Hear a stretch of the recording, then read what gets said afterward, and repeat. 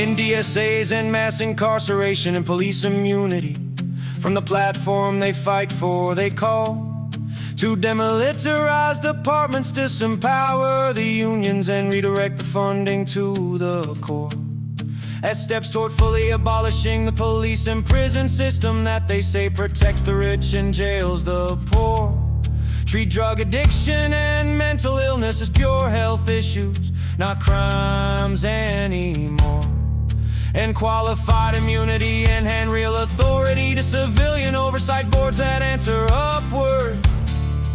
So the force that keeps the streets from tipping becomes the problem they plan to dismantle and discard. They call the thin blue line oppression when it stands between the predator and the working bloc. But the people who bleed first when the force thins out are the ones who can't afford a private lock. Redirect the funding, abolish the guardians, treat every symptom as a pure health claim, until the disorder spreads through the neighborhoods that never had the option to leave the game.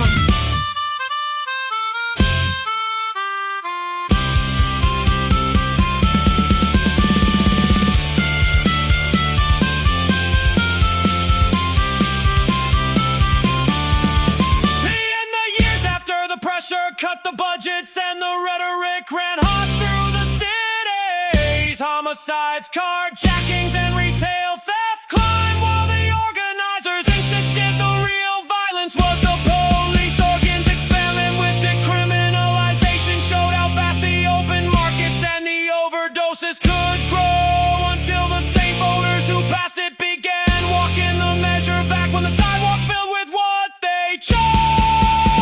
Civilian boards and the end of qualified immunity sound like accountability on the page. But when every decision carries personal ruin, the officers who remain start second-guessing every engagement on the stage.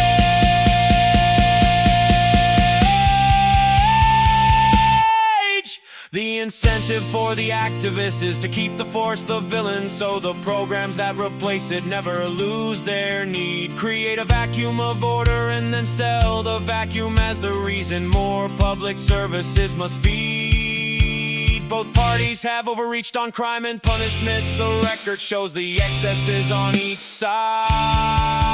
But abolishing the only institution that still answers 911 at 2 a.m. leaves the working class without a guide.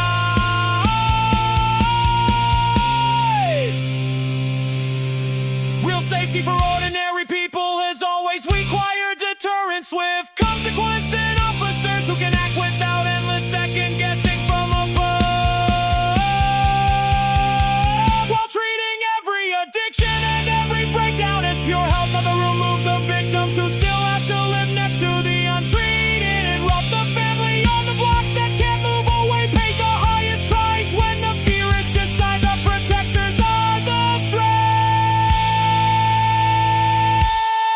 And the rich they claim the system serves, simply hire more private security and leave the rest to the experiment. They call the thin blue line oppression when it stands between the predator and the working bloc.